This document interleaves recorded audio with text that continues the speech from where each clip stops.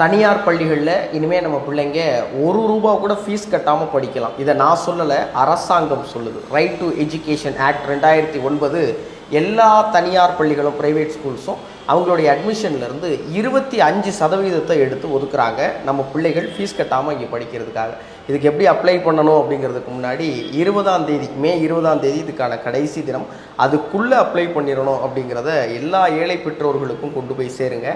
rteadmission.tnschools.gov.in அப்படிங்கிற வெப்சைட்டில் போய் பதிவு பண்ணணும்.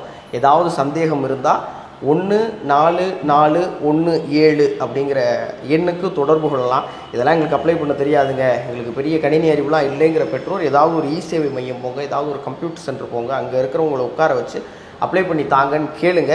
பிள்ளைகளை தனியார் பள்ளியில் படிக்க வைக்கணும்னு விரும்புகிற ஏழை பெற்றோர் இந்த ஸ்கீமை பயன்படுத்தி பிள்ளைகளை படிக்க வைங்க. ஃபீஸ் கட்டாமல் எல்லோரும் கல்வி பெறுவோம், எல்லோரும் மேலே வருவோம்.